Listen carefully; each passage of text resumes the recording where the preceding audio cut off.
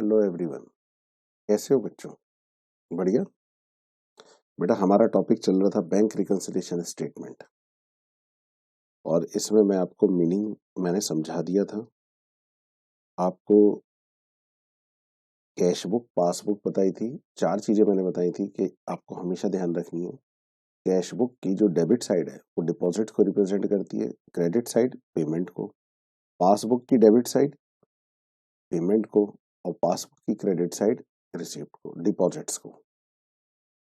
ये सब चीजें हो गई थी।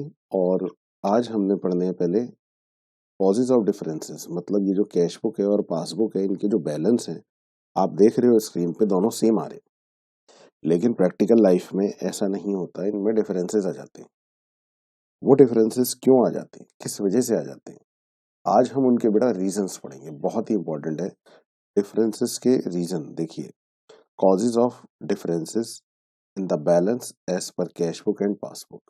मतलब जो कैश बुक का जो बैलेंस होगा, जो कैश बुक का बैलेंस होगा, balance as per cash book और बैलेंस एज पर पासबुक, उनमें डिफरेंसेस आ रहे हैं, सेम नहीं आ रहे दोनों। तो उसके क्या रीजन है, किस वजह से आ रहा है वो डिफरेंसेस, उसे बोलते हैं causes of differences between balance as per cash book and balance as per passbook. The difference in the balance as per cash book and passbook may arise due to the following reasons. Due to the following reason, मतलब अब जो नीचे हम reason पढ़ने जा रहे हैं, इन reasons की वजह से इन दोनों बैलेंसेस में डिफरेंस आ जाते हैं। तो पहला है differences due to time gap. अभी समझाता हूँ बेटा टाइम गैप की वजह से कैसे। Differences due to recording of transaction by bank only. सिर्फ ट्रांजैक्शन को रिकॉर्ड करते हैं, recording of transaction by bank only. और तीसरा तो एरर है। एरर्स तो दो बुक्स हैं, देखो कैश बुक और पासबुक किसी में भी हो सकती है। एक एक करके पूरे डिटेल में ढंग से समझते हैं। तो पहला मैं लेके चल रहा हूँ differences due to time gap. अब बेटा ये देखो, मैंने ना सभी ये डिफरेंसेस को अभी आपको समझाना है, समझाऊंगा, आपको ध्यान से समझना भी है। और मैंने इनको लिख भी दिया है। लिखा इसलिए कि आप जब इसे नोट करोगे और फिर कभी रिवीजन करोगे तो आपको और कुछ देखने की जरूरत नहीं है, बस ये अपने रिवीजन के पर्पज से ये चीज देखी और हो गया। तो पहला differences due to time gap in recording transactions, transactions को रिकॉर्ड करने में। तो the differences in the balance may arise when there is difference in the timing of recording of transactions in the cash book and the passbook. वो कह रहे हैं cash book और passbook के बैलेंस में डिफरेंस आ जाता है। किस वजह से? टाइमिंग की वजह से, timing of recording transaction. Timing of recording transaction मतलब कैश बुक में आपने कोई एंट्री की आज, सर पासबुक में वो एंट्री हो रही है 3 दिन बाद, 4 दिन बाद। या पासबुक में आपने एंट्री की आज और उसकी कैश बुक में एंट्री हो रही है उसके बाद में।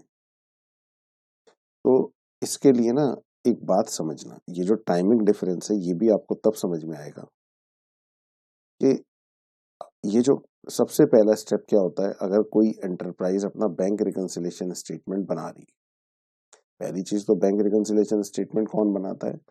फर्म बनाएगी, जिसके लिए आप अकाउंटिंग कर रहे हैं। राम के लिए अकाउंटिंग कर रहे हैं, राम बनाएगा। उसके अकाउंटेंट आप हैं, आप बनाएंगे, पहली चीज। तो आपने अभी पास्ट में देखा कि कैश बुक बनाते हो आप मान लो राम के अकाउंटेंट हो, तो आप अपने यहाँ कैश बुक बनाओगे ना। कैश बुक में भी बैंक कॉलम अलग, कैश का कॉलम अलग। तो वो जो बैंक कॉलम है वो आपने कंप्लीट कर रखा है। कब तक का? एग्जाम्पल ले लेते हैं मार्च के मंथ का, 1 मार्च से 31 मार्च तक। 31 मार्च तक आपने अपना कैश बुक को कंप्लीट कर रखा है। बेटा बहुत ध्यान से सुनना, सुनना पड़ेगा ना, तभी तो सीखोगे। सीख रहे हो ना, तो सीखने के लिए भाई सुनो तो सही। आप सुनते समय ही अगर इधर उधर ध्यान लगाएंगे तो कुछ नहीं लगाना, आप आराम से ध्यान से सुनो। बहुत आसान सी चीज है, बड़े आराम से आपको समझ में आ जाएगी। और आपने बात को सुना ही नहीं, आधी बात सुनी, नहीं नहीं मुझे तो आता है, मैं कर लूंगा, इसे प्लस कर लूंगा, माइनस कर लूंगा, तो बेटा फिर वो क्वेश्चंस करते समय दिक्कत आएगी, वापस बैक आना पड़ेगा। पता लगा इतना सारा लेक्चर फिर दोबारा देखो। तो पहली बार में ही समझो, कोई चीज नहीं समझ में आती है, कोई चीज को रिपीट करना है, बैक करके थोड़ा सा वीडियो को बैक करके आप तो दोबारा सुन सकते हैं, दोबारा सुन लो, लेकिन बात को पूरी तरह अच्छी तरह समझो।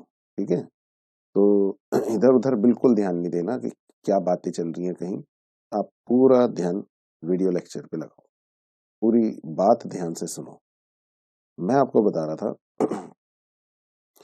कि जो आप हैं अकाउंटेंट राम के लिए, और राम के लिए आप बना रहे हैं बैंक रिकंसिलिएशन स्टेटमेंट, बनाना है आपने। तो अभी ये बुकिश में क्या क्या पढ़ोगे, कैसे कैसे उन चीजों के डिफरेंस के रीजन को एडजस्ट करोगे, स्टेटमेंट कैसे बनाओगे, ये सब तो मैं सिखा दूंगा। मैं उससे पहले की बात कर रहा हूँ। मैं क्या बात कर रहा हूँ, बिल्कुल प्रैक्टिकल लाइफ में आपको क्या क्या चीजें चाहिए होंगी इस बैंक रिकंसिलिएशन स्टेटमेंट के लिए, और उसमें कैसे क्या वर्क करेंगे वो सुनो। तो आप हो अकाउंटेंट राम के, और आपने अपने यहाँ कैश बुक मेंटेन की हुई है ना, कैश बुक सीखी थी, तो कैश बुक के अंदर आप कैश कॉलम भी बनाते हो, बैंक का कॉलम, बैंक का कॉलम की बात कर रहा हूं मैं, क्योंकि बैंक रिकंसिलिएशन की बात की जा रही है। तो आपने बैंक के कॉलम को बहुत अच्छी तरह से कंप्लीट कर रखा है, उसका डेबिट क्रेडिट, डेबिट में रिसीप्ट, क्रेडिट में पेमेंट, एक एक चीज, एक एक ट्रांजेक्शन को ढंग से रिकॉर्ड किया। ठीक, अब बैंक में क्या हो रहा है, मैंने कहा 31 मार्च तक, पूरे मार्च के मंथ में बैंक वाले भी तो डेबिट क्रेडिट करते हैं ना, सिखाया था ना आपको लास्ट क्लास के अंदर कि बैंक वाले भी क्या करते हैं, अपने यहाँ डेबिट क्रेडिट करते हैं। तो बैंक वालों ने राम का अकाउंट ओपन किया होगा, वो भी डेबिट क्रेडिट कर रहे हैं, कुछ हम ट्रांजेक्शन को डेबिट करते हैं, वो अपने यहाँ उसी चीज को क्रेडिट कर लिया करते हैं, हम अपने यहाँ क्रेडिट करते हैं किसी चीज को, पेमेंट को, वो हमारी बुक्स के हमारे अकाउंट में वहां पर डेबिट कर लेते हैं। ऐसी बातें आपने लास्ट क्लास में सीखी थी। तो बैंक वाले भी पूरे थ्रू आउट द मंथ 1 मार्च से 31 मार्च तक सब ट्रांजेक्शन को रिकॉर्ड करते रहते। अब क्या होता है, उस 31 मार्च के बाद, मान लो 1 अप्रैल, 2 अप्रैल, 3 अप्रैल, आपको बैंक जाइए और अपनी उन ट्रांजेक्शन्स को कंप्लीट करा के ले आइए। जो आपकी पासबुक है ना, उसको ले जाइए और वो कंप्लीट करा कर लिया। भाई जब भी तो पता लगेगा बैंक में क्या डेबिट क्रेडिट हुआ। ठीक है, तो मुझे एक बात बताओ, डिफरेंसेस के सारे रीजन मैं आपको समझा दूंगा, समझ में भी आ जाएंगे, लेकिन एक बात सबसे पहले अपने माइंड में क्लियर कर लो। अगर 31 मार्च तक की ट्रांजैक्शन बैंक ने की, और हम बैंक में जाके 1 अप्रैल में, 2 या 3 अप्रैल में उन पासबुक को कंप्लीट करके लेकर के आ रहे हैं, तो इसका मतलब ये हो गया हमारे पास भी 31 मार्च तक की ट्रांजेक्शन्स जो बैंक में की गई वो आ गई, लेकिन कब आई, मान लो अप्रैल के मंथ में आई वो। ठीक है, 1, 2, 3 जब भी। अब बात शुरू करते हैं यहाँ पर, differences due to time gap. अब पूरे डिफरेंसेस में जितने भी डिफरेंसेस हैं, एक बात ध्यान रखना, आप आपने अपनी कैश बुक कब कंप्लीट कर ली, 31 मार्च तक की ट्रांजेक्शन्स को 31 मार्च तक की कैश बुक में रिकॉर्ड कर लिया। बैंक ने भी पासबुक में उनको कंप्लीट किया, बट बैंक की जो पासबुक है, पासबुक जो है उसकी जो कॉपी है आप तक कब आ रही है, अप्रैल मंथ में। ये बात बस ध्यान रखना, आराम से सारे रीजन, बस कितना आसान सा रीजन था बताओ, ये तो बड़ा आसान सी बात नहीं हो गई जो अभी मैंने समझाई आपको। तो बस उसी को मैं बेस लेकर के चल रहा हूँ, जिससे आपको डिफरेंसेस के रीजन समझने में दिक्कत ना आए। लेकिन अब इसका क्या रिलेशन है, एक बात समझोगे तो समझ में आएगा। तो मैं कह रहा हूँ the difference in the balance में arise when there is difference in the timing of recording of transaction in the cash book and passbook. इस लाइन का मतलब ये है कि कैश बुक और पासबुक के बैलेंस में जो डिफरेंस आता है वो टाइमिंग की वजह से आता है। कुछ ट्रांजैक्शंस ऐसी होती हैं जो आपने रिकॉर्ड करी, मान लो 31 मार्च में, बैंक में नहीं हुई वो, 31 मार्च में एंट्री नहीं हुई उसकी, बैंक में नहीं हुई। सर फिर बैंक में कब हुई, बैंक में मान लो अप्रैल में हो रही है वो ट्रांजैक्शन रिकॉर्ड हो रही है बैंक में, लेकिन टाइमिंग अलग है। बैंक में वो ट्रांजैक्शन कब एंटर हो रही है, अप्रैल में। तो बताइए हम ये दोनों बुक्स के बैलेंस को कब मिला रहे हैं, 31 मार्च में। बताओ 31 मार्च के अंदर दोनों बैलेंस में डिफरेंस आ जाएगा या नहीं? कैश बुक में तो आप एंट्री कर चुके हो, वहां बैलेंस कम ज्यादा कुछ हो गया है उस ट्रांजेक्शन की वजह से, लेकिन पासबुक में तो एंट्री ही नहीं हुई, तो डिफरेंस आ जाएगा। समझ में आई? इस हेडिंग का मतलब अभी तक मैंने समझाया है आपको। वैसे ये बात मैंने लिख भी दी है, देखो कहा, इट हैपन्स, यहां से, when a transaction is recorded in the cash book, एक ट्रांजेक्शन को अगर हम कैश बुक में रिकॉर्ड करते हैं, but in the passbook it is recorded at some later date, कुछ समय बाद, और वाइस वर्सा में भी हो सकता है कोई ट्रांजेक्शन पासबुक में पहले एंट्री हो गई, मान लो 31 मार्च तक पासबुक में कोई ट्रांजेक्शन की एंट्री हो गई, लेकिन हमारी कैश बुक में वो अप्रैल में हो रही है ट्रांजेक्शन, तो उसकी वजह से भी तो डिफरेंस आ जाएगा। अब मेरे इतना कहते ही बच्चे कहते सर ये बात तो समझ में आ गई, चलो आप कह रहे हो कुछ ट्रांजेक्शन कैश बुक में 31 मार्च तक हो गई, बैंक के अंदर अप्रैल में होंगी, कुछ ट्रांजेक्शन पासबुक में हो गई मार्च में, और कैश बुक में होंगी अप्रैल में। बट सर वो कौन सी ट्रांजेक्शन है? बेटा अभी पढ़ा रहा हूँ ना, वही चीज पढ़ा रहा हूँ मैं अभी, वही चीज पढ़ा रहा हूँ, लेकिन उससे पहले बेस क्लियर करता हुआ चल रहा हूँ ना कि ऐसे ऐसी ट्रांजेक्शन हम पढ़ने जा रहे हैं। If BRS is prepared in between the two dates, जैसे आपके यहाँ कोई एंट्री हो गई 31 मार्च में कैश बुक में, मान लो, और बैंक में हो रही है 3 अप्रैल में, आपके यहाँ कोई एंट्री हो गई मान लो 30 मार्च में कैश बुक में, आपने कर ली कैश बुक में, आप राम के लिए कैश बुक बना रहे हो ना, तो तुमने तो 30 मार्च में कर ली वो एंट्री, और बैंक में वो एंट्री हो रही है 3 अप्रैल में, 2 अप्रैल में, या 4 अप्रैल में, तो दोनों के टाइमिंग अलग अलग है ना, लेकिन इन दोनों टाइमिंग के बीच में, जैसे 31 मार्च आपने अपनी बुक में एंट्री कब करी? 30 मार्च में, और बैंक में एंट्री हो रही है मान लो 3 अप्रैल में, तो इन दोनों डेट के बीच में 31 मार्च आती है, मंथ एंड हो रहा है, और उस दिन अगर आप दोनों बुक्स के बैलेंस को मिला रहे हैं, दोनों बुक्स के बैलेंस को मिला रहे हैं, बैंक को रिकनसाइल कर रहे हैं, तो डिफरेंस आ जाएगा। तो यही बात लिखी है, if BRS is prepared in between the two dates then there will be difference in the balance. मेरे ख्याल अभी जो मैंने हेडिंग बताई उसका पीछे यहाँ तक की वर्किंग आपको क्लियर हो गई होगी। थियोरेटिकल है बेटा, प्रैक्टिकल इसके बाद ही शुरू कराऊंगा मैं, जो बच्चे सोच रहे हैं प्रैक्टिकल करा दो, प्रैक्टिकल में आपको 1% भी दिक्कत नहीं आएगी अगर आपने मेरे साथ ये रीजन साथ साथ पढ़ लिए, समझ लिए, रटने नहीं है। कोई बच्चा सोचे सर मैं तो ये लिख नहीं पाऊंगा, भूल गया, क्या करूं मैं? रटना कोई ना है, लिखना कोई ना है, सिर्फ माइंड में समझना है। हाँ, अब तक जो मैंने पढ़ाया उससे मैं आपके एंड की प्रॉब्लम समझ रहा हूँ, मैं उसी चीज के लिए सॉल्यूशन बता रहा हूँ। अब तक जो मैंने बताया उसमें आप एक तो कैश बुक का डेबिट क्रेडिट, पासबुक का डेबिट क्रेडिट याद रखो। दूसरा, अब मैं आपको डिफरेंसेस के रीजन बता रहा हूँ।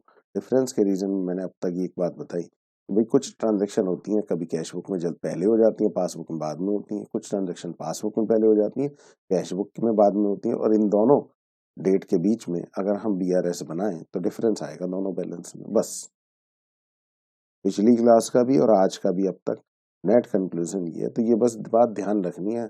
मैंने ये नहीं कहा कि लैंग्वेज भी याद रखो ये वो। चलिए अब एक एक पॉइंट समझते हैं, इस हेडिंग में क्या क्या रीजंस आते हैं। सबसे पहले, cheque issued but not presented for payment in the bank. Cheque हमने इशू किया लेकिन बैंक में वो प्रेजेंट नहीं, चेक इशू तो कर दिया। अब बच्चे कहते हैं सर ये बताइए आप चेक इशू किसे कहते हैं? आप में से कुछ बच्चे तो बैंक गए होंगे, कभी गए हो या नहीं? वेरी गुड, जो बच्चे बैंक गए हैं चेक जमा कराने, कभी कैश जमा कराने, बहुत बढ़िया। और जो बच्चे नहीं गए तो जल्दी से जल्दी बैंक में जाने की कोशिश करो, अपने पेरेंट्स से कहो कि भाई कभी वो आपको भी कोई ट्रांजेक्शन करते हैं ना, बैंकिंग ट्रांजेक्शन, और अगर आप जा सकते हैं तो उनके साथ जा करके ये बात आप भी बैंक में देखो कि कैसे कैश जमा होता है, कैसे चेक जमा होता है, किस तरह से कौन कौन से पेपर्स हम स्लिप वगैरह भरते हैं, कैसे कैश चेक जमा होता है, क्योंकि आपके पढ़ाई में ये चीज यूज हो रही है तो कम से कम जाकर तो देखो ना बैंक में। चलिए अब देखो जरा, check issued but not presented for payment. हाँ, कुछ बच्चे तो कह रहे हैं सर वो बाहर है ना गन लेकर के एक पर्सन खड़ा होता है, हम तो उसी को देख के डर जाते हैं और बस वापस आ जाते हैं। तो बेटा वो गन लेकर जो पर्सन खड़ा होता है ना, उससे डरना कोई ना है। तो आप ही की सेफ्टी के लिए आप बैंक में जाते हैं, कैश निकलवाते हैं, कोई प्रॉब्लम हो जाए उस समय के लिए कोई पर्सन आता है बाहर से और आपका कैश छीनने की कोशिश करे, तो उस समय देखो आपकी कितनी हेल्प करेगा वो पर्सन। अच्छा देखो, मैं आपको समझा रहा हूँ, जैसे चेक यहाँ पर इश्यू किया, इस बात का मतलब क्या है। जैसे आप तो राम के लिए अकाउंटिंग करने, कुछ देर के लिए मान लो राम ने शाम की पेमेंट करनी है, राम ने शाम की पेमेंट करनी है सर, कितने रुपए की, मान लो 1,000 रुपए की पेमेंट करनी है। तो राम के पास चेक बुक भी है, राम ने एक चेक निकाला और उसमें नाम लिख दिया शाम का, ठीक है, और इसमें डेट भी डाल दी 31 मार्च 2021। और कितने रुपए का चेक है ये 1000, 1000 ओनली, ये 1,000 रुपए, 1,000 रुपए। और फिर इसके नीचे यहाँ पर मान लो राम ने अपने साइन कर दिए, यहाँ पर चेक नंबर आ जाता है, यहाँ पे बैंक वगैरह का नाम एड्रेस वगैरह वो सब चल रहा होता है। ये एक मान लो ये चेक आपने इशू कर दिया, किसने चेक इशू कर दिया, राम ने। किसकी पेमेंट कर दी, अपने क्रेडिटर की मान लो पेमेंट कर दी, शाम उसका क्रेडिटर है। कब पेमेंट किया, 31 मार्च में पेमेंट की है। बेटा यहाँ तक बात समझ में आई। अब ये चेक 31 मार्च में कहला जाएगा इशू कर दिया, check issued in favour of Shyam a creditor. अब आप सब बच्चे सुनो जरा, ये चेक इशू करके राम ने किसको दे दिया, सर राम ने दे दिया श्याम को, ठीक है ना। फिर श्याम, जैसे राम का भी अपना बैंक है, श्याम का अपना बैंक है, तो श्याम फिर इसको लेकर के जाएगा अपने बैंक में, उसका अपना जो भी बैंक है, मान लो उसका स्टेट बैंक ऑफ इंडिया, उसमें जाएगा, उसमें जाकर के इस चेक को जमा कराएगा। फिर वहां से ये चेक आपके बैंक में आएगा, आपके बैंक से फिर इसकी पेमेंट होगी, पेमेंट होने के बाद पेमेंट की एडवाइस वहां जाएगी और उसको क्रेडिट मिलेगा। ये एक तरीका होता है चेक के क्लियर होने का, ठीक है ना। तो आप बताइए ये सरकारी काम है, क्या ये उसी दिन चेक की पेमेंट भी हो जाएगी आपके खाते से, नहीं, उस दिन तो नहीं हो पाएगी। तो इसका मतलब आपके यहाँ ये चेक इश्यू हुआ 31 मार्च में, तो अकाउंटेंट तो इस चेक की डिटेल भरी जाती है एक पेपर में, हर चेक बुक में ना स्टार्टिंग में काउंटर फॉइल होती है, उसमें पूरी चेक की डिटेल भरी जाती है। तो अकाउंटेंट तो आपका इस डेट में एंट्री कर लेगा, मतलब आप हो अकाउंटेंट राम के, तो आप तो अपनी कैश बुक में एंट्री कब करोगे, 31 मार्च में। कैश बुक में इसकी एंट्री कब हो जाएगी, 31 मार्च में। लेकिन अब बैंक में आपके यहाँ, क्योंकि शाम पता नहीं आज जमा कराए बैंक में, 2 दिन बाद जमा कराए बैंक में, ये तो शाम पे डिपेंड करता है। तो शाम पता नहीं कब ये चेक जमा कराएगा, फिर कब आपके बैंक में आएगा ये चेक, और फिर कब पेमेंट हो पाएगी। बट ये बात तो तय 31 मार्च को नहीं हो पाएगी सर, अप्रैल में कभी हो जाएगी, 2, 4, 5 तारीख में जब भी कभी। तो बताइए दोनों डेट अलग अलग हो गई या नहीं हो गई, हो गई ना, टाइमिंग डिफरेंस आ गया। मैं ये नहीं कह रहा कि बैंक एंट्री नहीं करेगा, करेगा, लेकिन कुछ अलग समय पे करता है। शाम अकाउंटेंट इसमें एंट्री कुछ अलग समय पे करता है, और इन दोनों डेट्स के बीच में मान लेते हैं, कुछ देर के लिए मान लेते हैं कि आप ही की ये तो कैश बुक में एंट्री हो रही है और आप ही की बैंक में पासबुक में इसकी एंट्री हो रही है 5 अप्रैल में, ये लो। और आप 31 मार्च का बीआरएस बना रहे हैं, आप 31 मार्च का बीआरएस बना रहे हैं, दोनों बैलेंस लेकर के चल रहे हैं, तो क्या दोनों बैलेंस सेम आएंगे, वेरी गुड। सब बच्चे कह रहे हैं सर कहाँ से सेम आ जाएंगे, कैश बुक का बैलेंस कम हो जाएगा इसकी वजह से, कैश बुक का बैलेंस, क्योंकि कैश बुक में तुमने पेमेंट दिखा दी और पासबुक से पेमेंट नहीं हुई, ये लो, और सिंपल इंटरप्रिटेशन, समझ में आ गया। तो बेटा ये जो अभी मैंने सारी बातें लिखवा बताई है ना, वो बातें मैंने लिख भी दी हैं सर, सारी बात ये जो हमें बताई सब लिख दी। यस, देखो कैसे।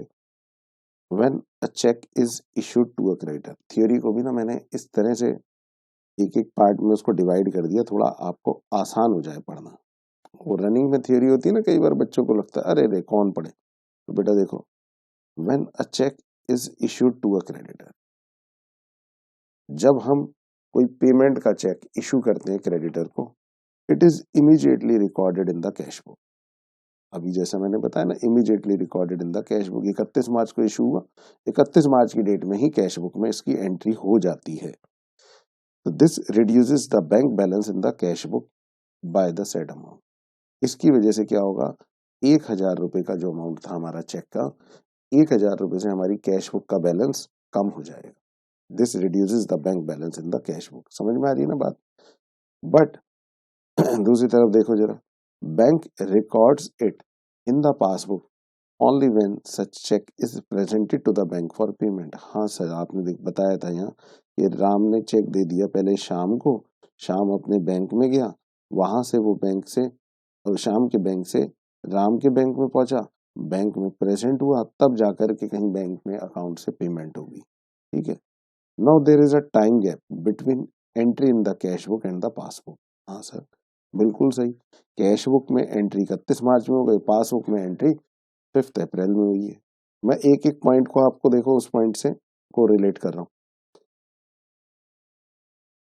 फिर इसके बाद, if bank reconciliation statement is prepared in between such time gap, such time gap मतलब 31 मार्च से लेकर और मान लो 5 अप्रैल तक, इस इन बिटवीन हम 31 मार्च की शाम को ही उस डेट का बीआरएस बना रहे हैं, तो फिर तो भैया डिफरेंस आएगा दोनों बुक्स में। ठीक है, बात समझ में आ गई भाई सबको? ये देखो, suppose a cheque of ₹50,000 is issued to Ram, a creditor, on 28 January 21।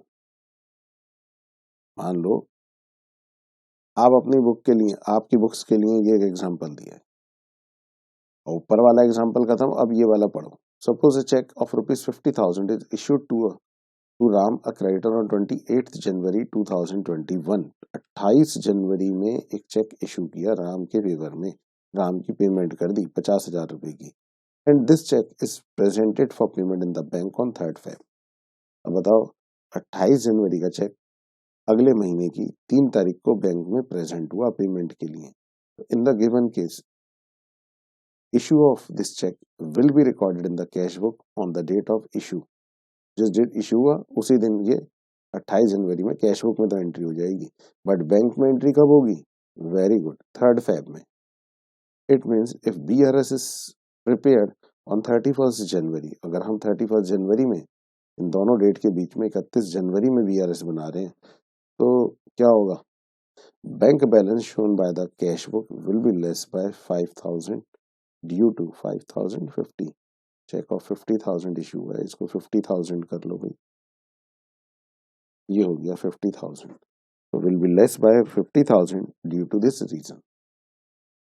समझ में आ गया? और मैं अगर इसकी कैश बुक में एंट्री करूं, ये वाली transaction, suppose a cheque of 50,000 is issued to Ram, creditor, तो इसकी एंट्री अगर मैं पास करूं, आप भी कर सकते हैं, बोलो क्या करोगे? क्रेडिटर की पेमेंट कर दी 50,000 की, क्रेडिटर कौन है हमारा? राम, तो एंट्री क्या होगी? बोलो। चेक इशू किया है, चेक से पेमेंट की है क्रेडिटर की, राम की, तो Ram account debit to bank account, इसकी एंट्री ये होगी। ये लो, मैं इसकी कैश बुक में एंट्री कर देता हूँ, किस डेट में थी? 28 जनवरी 2021।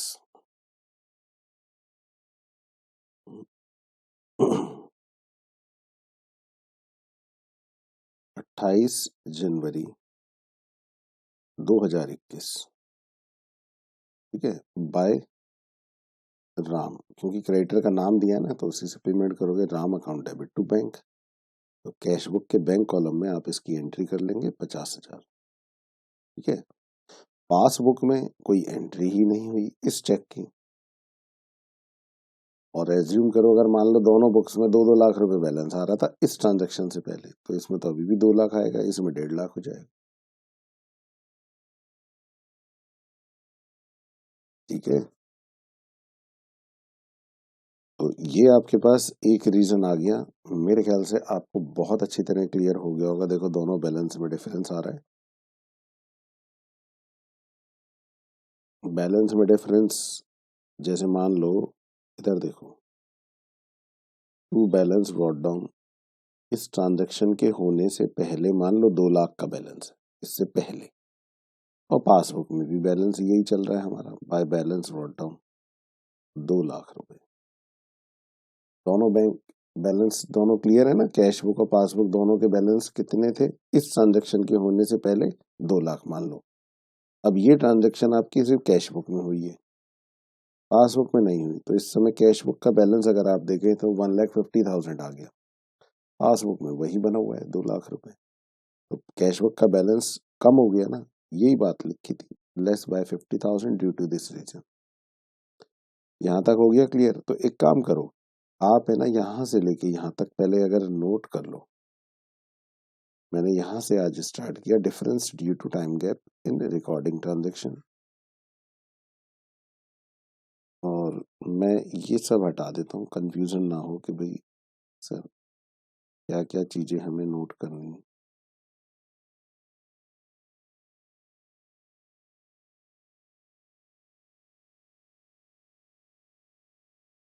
ये लो, ये मैंने सब कुछ हटा दिया।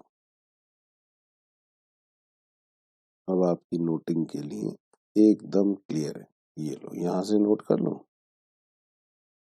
ये भी नोट कर लो, फिर ये एग्जाम्पल नोट कर लो, फिर इसके बाद ये नोट कर लो। चलिए जी, एक रीजन आपका कंप्लीट हो गया। अब चलते हैं नेक्स्ट। अब आगे के रीजन जल्दी जल्दी हो जाएंगे क्योंकि अब आपको सारा सिस्टम पता लग गया। अब वो कहते हैं cheques deposited into the bank. Cheque deposit into bank का मतलब बैंक में चेक जमा कराना। आपकी पेमेंट का चेक आया कहीं से, अब आप जाकर के उसे बैंक में जमा करा रहे हो, तो checks deposited into bank but not yet cleared और क्रेडिटेड बाय बैंक। बैंक में अभी तक क्लियर नहीं हो। चेक आपने बैंक में मान लो जमा कराया, मान लो आपने चेक बैंक में जमा कराया, सर कब जमा कराया? एज्यूम करो 30 मार्च में, 30 मार्च 2021, इस दिन आपने चेक डिपॉजिट कराया बैंक में। डिपॉजिट स्लिप भरते हैं ना, जैसे कैश डिपॉजिट होता है तो उसकी स्लिप भरते हैं, ऐसे चेक डिपॉजिट की भी स्लिप होती है, उसे भरा और आपने जमा करा दिया। ठीक है, फिर अब कैश बुक में तो एंट्री कर ली आपने, किस दिन? 30 मार्च में। लेकिन मान लो पासबुक मतलब बैंक में ये चेक आपका क्लियर हुआ, आपको क्रेडिट मिला, डिपॉजिट हुआ, वहां पे भी डिपॉजिट हुआ, लेकिन कब हुआ? मान लो 4 अप्रैल में, 4 अप्रैल 2021। और अब आप 31 मार्च में बीआरएस बना रहे हो, 31 मार्च के दोनों तरफ के बैलेंस लेके मिला रहे हो, तो भी दोनों बैलेंस सेम है क्या? नहीं। कैश बुक में डिपॉजिट की एंट्री हो जाएगी, कैश बुक में हमने मान लो 10,000 रुपए का ये चेक जमा कराया, तो चेक कैश बुक में तो डिपॉजिट की एंट्री हो गई, तो कैश बुक का बैलेंस बढ़ गया, पासबुक में बैलेंस ही कम आ रहा है। ठीक है, तो ये बात मैंने लिख भी दी है। When a cheque is deposited into bank it is immediately recorded in the cash book. जैसे चेक बैंक में जमा कराया उसी समय उसी दिन आप कैश बुक में इसकी एंट्री कर लेते हैं। This increases the balance of the cash book. Cash book का बैलेंस बढ़ जाएगा उतने ही अमाउंट से। Bank record the in the passbook या क्रेडिट कह लो only when the payment has been collected from other bank. दूसरे बैंक से जिस पार्टी का चेक है वहां से वो क्लियर होगा, वहां से जब पेमेंट आएगी बैंक में तो तभी होगी। तो there is a time gap between the deposit of cheque and credit given by the bank. Yes, बड़ी सिंपल सी बात है। In case BRS is prepared in between such time gap then the difference will arise. तो इसका भी example देखो, suppose a cheque of 30,000 deposit into the bank on 31 March 21 and it is collected by the bank on 3rd April. BRS is prepared on 31st March, then cash book balance will be higher by 30,000. तो ये कह रहा है कि हमने एक check issue किया कब, 31 मार्च में, 31 मार्च 21। तो देखो इस बात को समझाने के लिए मैं ऐसे कह देता हूँ फिर वही कि हमारा बैलेंस मान लो कैश बुक में चल रहा है 1 लाख रुपए और पासबुक में भी उतना ही क्रेडिट बैलेंस है, बाय बैलेंस ब्रॉट डाउन। तो बताओ इस समय बैंक बैलेंस बराबर है ना दोनों, लेकिन एक चेक हमने जमा कराया 31 मार्च में, तो 31 मार्च 21 नाम नहीं दिया, चलो मान लो डेटर है, bank account debit to debtor, कितने रुपए का, 30,000 का। ये लो ये एंट्री यहाँ हो गई 31 मार्च में हो गई, लेकिन वो बैंक में कब एंट्री हो रही है, वो हो रही है 3rd अप्रैल में क्रेडिट हो रहा है। अब हम तो बैंक रिकंसिलेशन 31 मार्च का ले रहे हैं, तो 31 मार्च को देखो यहाँ पर बैलेंस कितना आ जाएगा, 31 मार्च को इसका बैलेंस कितना आएगा, बाय बैलेंस कैरिड डाउन 1,30,000, और उधर बैलेंस कितना है, वो तो 1 लाख ही है, दोनों बैलेंस में डिफरेंस आ गया, कैश बुक का बैलेंस ज्यादा हो गया, बेटा यही बात लिखी है। Then the cash book balance will be higher by 30,000, ये आपका टाइमिंग डिफरेंस है, तो इसे भी आप नोट कर लें।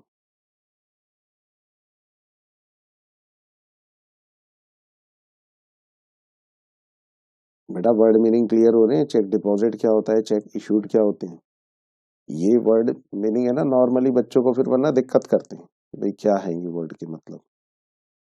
चलो और देखो अब इसमें, cheque paid into bank for collection but dishonoured by the bank. आपने कोई चेक बैंक में जमा कराया, अब तुमने कोई चेक बैंक में जमा कराया, ये अच्छा ऊपर वाला पार्ट नोट कर लिया था नेक्स्ट जाने से पहले, ये देखो सेकंड, ये एग्जांपल, ये आ गया, अब ये आ जाता है, तुमने कोई चेक बैंक में जमा कराया, चेक पेड इनटू बैंक मतलब चेक डिपॉजिट इनटू बैंक और कलेक्शन, भाई हमारा चेक ये पैसे की कलेक्शन ला के दो, but dishonoured by the bank, dishonoured by the bank, bank में वो डिसऑनर हो गया, बाउंस हो गया, पार्टी ने पेमेंट नहीं दी, तो आप तो अपने यहाँ डिपॉजिट की एंट्री कर चुकी हो, उसी दिन कर चुकी हो जिस दिन डिपॉजिट कराया, ऊपर सीखा ना आपने, immediately recorded in the cash book. और अगर ये चेक, ये जो गिवन चेक है डिसऑनर हो जाता है ऑन प्रेजेंटेशन, ये गिवन चेक डिसऑनर हो जाता है प्रेजेंटेशन पे, सामने वाले बैंक में प्रेजेंट हुआ ना, वहां पार्टी ने मना कर दिया, सर किस वजह से मना कर दिया, बेटा कोई भी रीजन हो सकता है, नहीं है उसके पास पैसा नहीं है, हो गया बाउंस, कहां से पे कर दोगे, तो bank will not pass any entry in the passbook, तो बैंक वाले आपको पासबुक में इसका क्रेडिट नहीं देंगे। अभी तक तो आपने पढ़ा ना कि जो चीज आप बैंक में जमा कराते हैं तो बैंक वाले भी उसकी पासबुक में एंट्री कर देते हैं, आप कैश बुक में डेबिट करते हैं, पासबुक में क्रेडिट होता है, तो आपने कैश बुक में तो डेबिट कर लिया, पासबुक में क्रेडिट नहीं हुआ, इस सिचुएशन को बोलते हैं डिसऑनर। तो ये चेक डिसऑनर हो गया। अब आप तो 31 मार्च तक डिपॉजिट की एंट्री कर चुके हैं इसकी, आप तो 31 मार्च तक इसकी डिसऑनर की एंट्री अपनी बुक्स में कर चुके हैं, तो आपका रिजल्ट क्या होगा, कैश बुक का बैलेंस ज्यादा आ जाएगा, पासबुक में तो भाई कोई एंट्री नहीं हुई, और तुम अपने यहाँ डिपॉजिट की एंट्री करके बैठे हो, वहां तो चेक बाउंस हो गया, ठीक है। तो इसलिए तो इससे क्या होगा देखो, अगर मान लो एक चेक आपने 10,000 रुपए का जमा करा, ये देखो इधर देखना सर,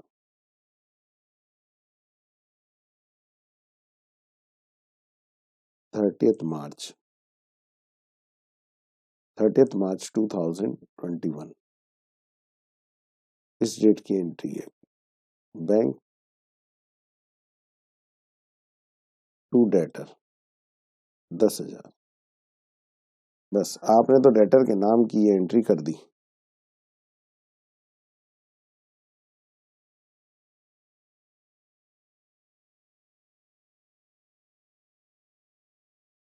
ठीक है, लेकिन पासबुक में आपको इसका क्रेडिट नहीं मिला। क्यों नहीं मिला? चेक बाउंस हो गया, डिफरेंस आ गया। देखो दोनों बैलेंस, ये कहलाता है चेक बाउंस हो जाना, डिसऑनर।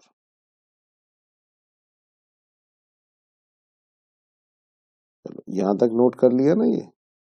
ये तो टाइमिंग डिफरेंस आ गए थे। अब आ रहे हैं differences due to recording of transaction by bank only.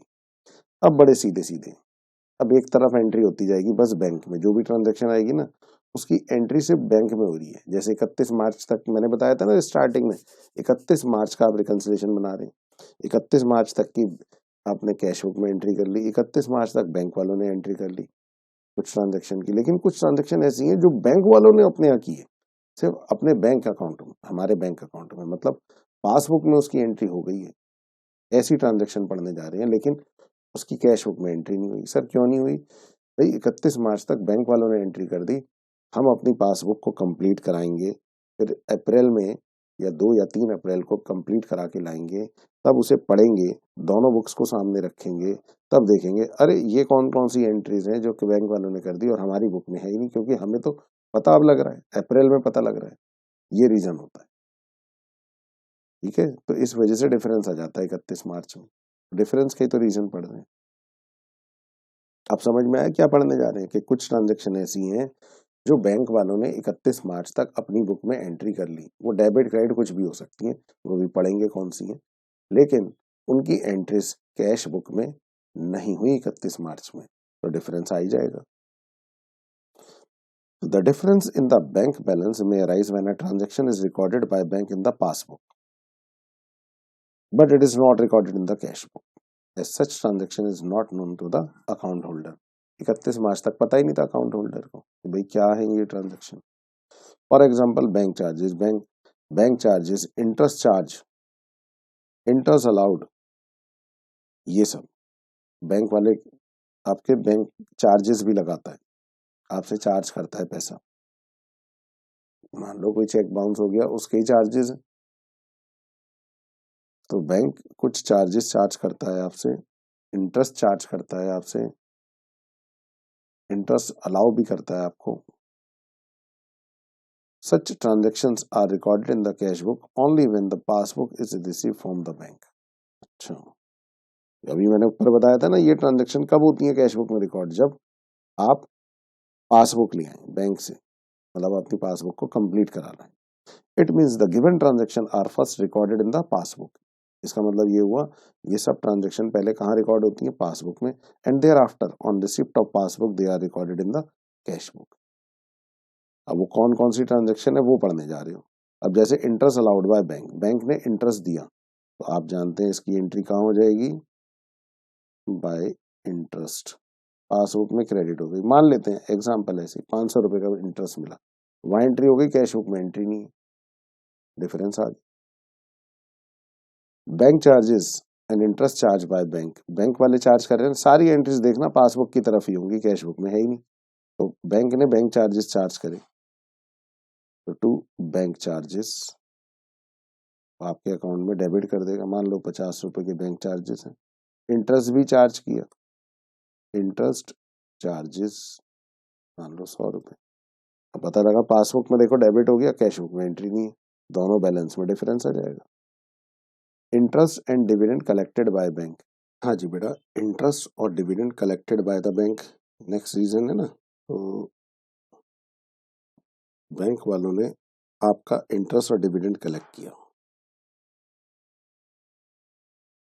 Bye interest by dividend. हाँ बेटा, बैंक ऐसा काम भी कर लेता है, आपने कहीं पैसा इन्वेस्ट किया हो, उस इन्वेस्टमेंट पे आपकी इनकम आनी हो, तो इनकम को सीधा बैंक में ही जमा हो जाएगी, वो इनकम को कलेक्ट करने का काम भी बैंक कर लेता है। सीधी सीधी इनकम, जैसे मान लो आपने किसी कंपनी के शेयर्स लिए, तो उस शेयर्स के ऊपर डिविडेंड मिलेगा, वो डिविडेंड सीधा बैंक में जमा हो जाएगा। अब भाई आपको तो तब पता लगेगा ना जब कैश बुक को से कंपेयर करोगे पासबुक को, मतलब जब पासबुक कंप्लीट होके आपके पास आ जाएगी, इस वजह से डिफरेंस आ जाता है। जो इनकम्स आपकी बैंक में कलेक्ट हुई हैं डायरेक्टली सीधी, वो एंट्री अभी तक कैश बुक में नहीं हुई, उनकी वजह से भी डिफरेंस आएगा। नेक्स्ट देखिए, direct payment by bank as per standing instruction. कई बार बैंक क्या करता है, आप उसे इंस्ट्रक्शन दे देते हो कि भाई इस टाइम पर 1 तारीख से लेके 10 तारीख के बीच में आप ऐसा करना, मेरे अकाउंट से मेरी रेंट की पेमेंट कर देना, सैलरी की पेमेंट कर देना, मेरे LIC की पेमेंट कर देना। इस तरह से आपने कोई पहले से इंस्ट्रक्शन दे रखी है बैंक को, बैंक तो अपना काम कर देगा। अब कितनी पेमेंट किस डेट पर की है, ये बात का पता तो तभी चलेगा जब पासबुक आएगी। आप उसे देख करके फिर अपनी बुक्स में एंट्री करते हो। तो जैसे डायरेक्ट पेमेंट में मान लो LIC की पेमेंट है, ये पेमेंट कर दिया आपने, बैंक वाले तो कर देंगे इसकी पेमेंट की एंट्री, लेकिन आप तब करोगे जब बैंक में एंट्री हो जाएगी, उसके बाद जब पासबुक आएगी उसे रिकंसाइल करके करोगे, मिला करके उसे सामने रख के। Direct deposit by customer into the bank. कई बार क्या होता है, आपका कस्टमर है, डेटर मतलब, उससे आपको पैसे लेने हैं, तो वो पर्सन कहता है मैं आपके यहाँ हूँ, आपको पेमेंट दूँ, सामने बैंक के सामने खड़ा हूँ, मैं वहीं जमा करा देता हूँ आपको, आपका पैसा आपके बैंक अकाउंट में जमा करा देता हूँ, आप अपना अकाउंट नंबर बताओ, मैं जमा करा देता हूँ। और उसने आपके बैंक अकाउंट में ही पैसा जमा करा दिया मान लो। ठीक है बेटा, कुछ बात समझ में आई? तो वो पैसा आपके बैंक अकाउंट में क्रेडिट हो गया। बैंक वालों ने तो उसकी एंट्री कहाँ पे कर दी, क्रेडिट साइड पे कर दी। वो ऐसे करते हैं बाय क्लियरिंग। तो मान लो 50,000 रुपये जमा करा दिया आपके कस्टमर ने, तो 50,000 से बैंक बैलेंस इंक्रीज हो गया और कैश बुक में इसकी एंट्री नहीं है, तो दोनों बैलेंसेस में डिफरेंस आ जाएगा। Bills collected by bank on behalf of the customer, जैसे BR बिल्स रिसीवेबल होता है ना, हाँ, जिसपे आपने लिखा, सामने वाले से साइन कराए और अपने पास ले लिया, अब उसे कलेक्ट भी तो करना है, आपने बैंक को दे दिया, बैंक कलेक्ट करेगा। अब किस दिन वो कलेक्ट हो रहा है, वहां से पैसा आ रहा है आपके बैंक अकाउंट में क्रेडिट हो रहा है, आपको नहीं पता। वो तब पता लगेगा जब आपकी पासबुक जब आपकी पासबुक की कॉपी अकाउंटेंट तक पहुंचेगी। ठीक है, तो bills collected by the bank, तो बैंक में इस चीज का क्रेडिट मिल जाएगा आपको, बिल्स कलेक्टेड।